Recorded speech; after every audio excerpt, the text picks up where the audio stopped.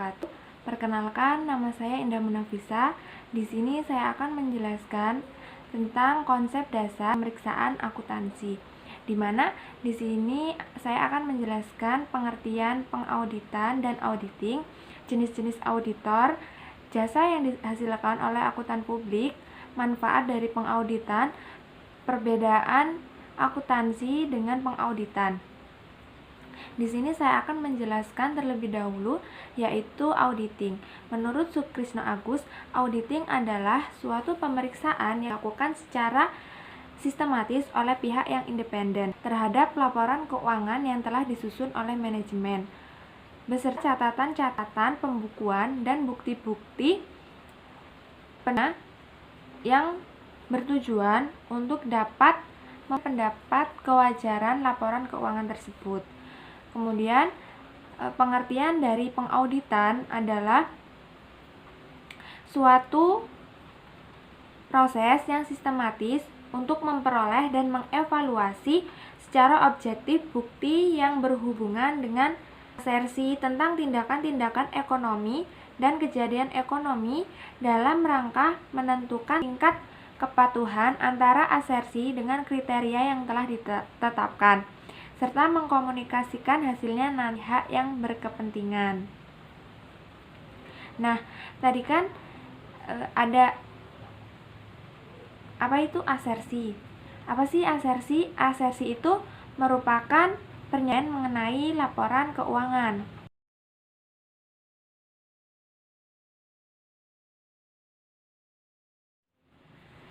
Jenis-jenis auditor. Auditor dapat dibedakan menjadi 4, yaitu yang pertama auditor pemerintahan. Auditor pemerintahan adalah auditor yang melakukan audit keuangan negara pada instansi-instansi pemerintahan.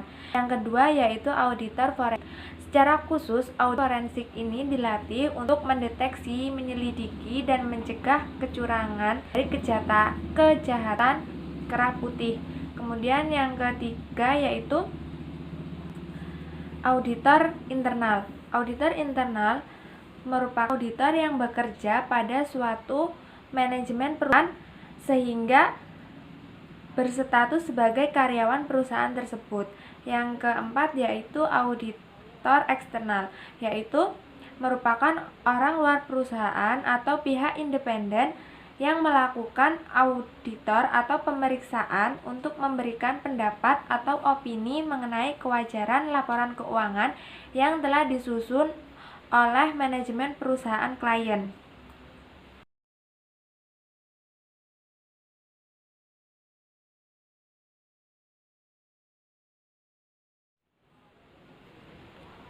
Kemudian manfaat pengauditan, yaitu yang pertama mudahnya akses masuk ke pasar modal, kemudian yang kedua modal menjadi lebih rendah, dan yang ketiga mencegah terjadinya kekeliruan atau kecurangan, dan yang keempat meningkatkan pengendalian dan perbaikan operasional. Jasa yang dihasilkan oleh akuntan publik. Ini ada 3. Yang pertama yaitu jasa assurance. Jasa assurance adalah jasa profesional independen yang meningkatkan mutu informasi bagi pengambil keputusan. Jasa assurance ini terdiri dari audit, pemeriksaan, review, dan prosedur yang disepakati dalam peningkatan mutu untuk keputusan. Yang kedua yaitu jasa atestasi. Jasa atestasi adalah suatu pernyataan pendapat pertimbangan orang yang independen dan kompeten tentang apakah asersi suatu instansi sudah sesuai dalam semua hal yang material dengan kriteria yang telah ditetapkan. Atestasi adalah pernyataan yang dibuat oleh suatu pihak implisit dimaksudkan untuk digunakan oleh pihak lain atau pihak ketiga. Yang terakhir yaitu jasa non-assurance. Jasa non-assurance adalah jasa yang dihasilkan oleh akuntan publik yang di dalamnya ia tidak memberikan suatu pendapatan, keyakinan negatif, ringkasan temuan, atau bentuk lain keyakinan. Contoh jasa yang dihasilkan yaitu jasa kompilasi, jasa perpajakan, dan jasa konsultasi.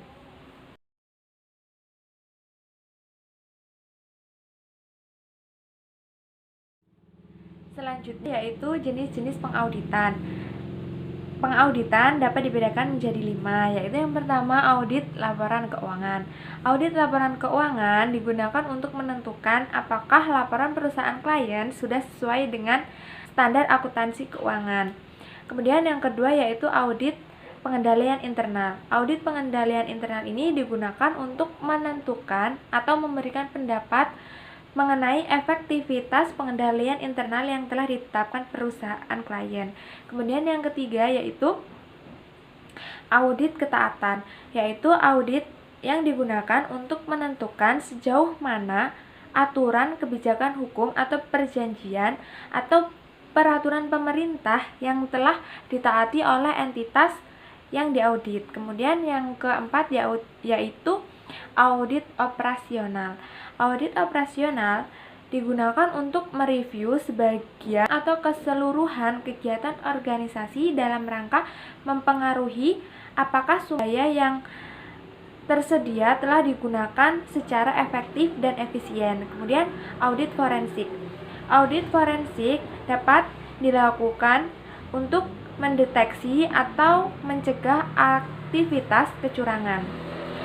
Jadi audit forensik ini digunakan agar tidak ada kecurangan di dalam suatu perusahaan klien.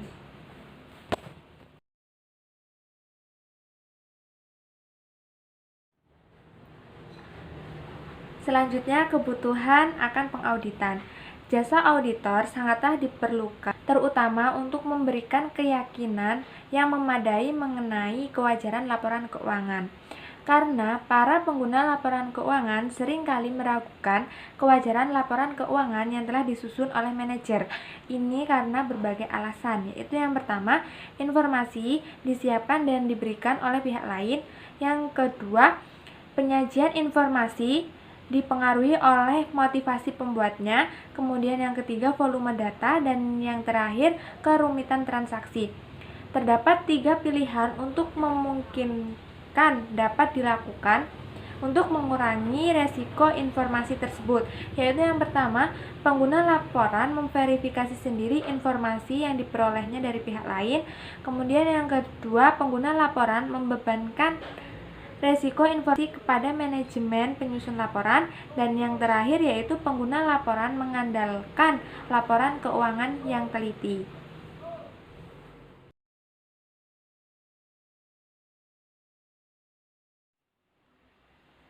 Kemudian selanjutnya perbedaan pengauditan dan akuntansi.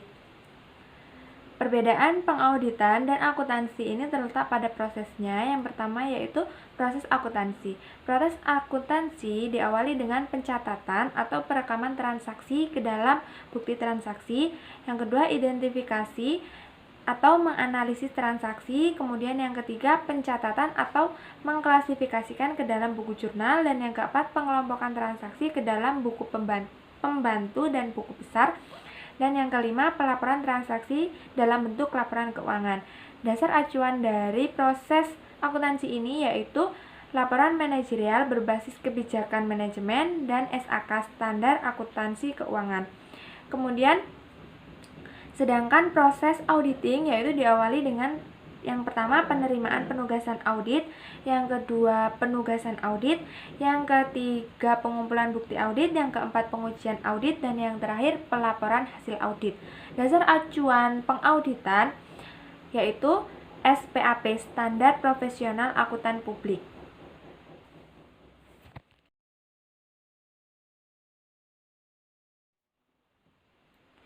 Selanjutnya yaitu proses akuntansi versus proses auditing. Proses akuntansi dilakukan secara berurutan, yaitu mulai dari bukti transaksi hingga laporan keuangan, yang dimulai dari bukti transaksi, kemudian ke jurnal, kemudian buku besar, dan yang terakhir yaitu laporan keuangan. Sedangkan proses auditing itu dapat dilakukan dengan 2 arah, yaitu yang pertama dapat dilakukan dari laporan keuangan hingga bukti transaksi, yaitu disebut dengan vouching, ataupun yang kedua yaitu dengan dari bukti transaksi hingga laporan keuangan atau disebut dengan tracing. Mungkin itu saja yang dapat saya sampaikan. Semoga apa yang saya sampaikan tadi dapat bermanfaat bagi kita semua. Dan saya mohon maaf yang sebesar-besarnya apabila dalam penyampaian materi tadi terdapat kesalahan. Saya akhiri. Wassalamualaikum warahmatullahi wabarakatuh.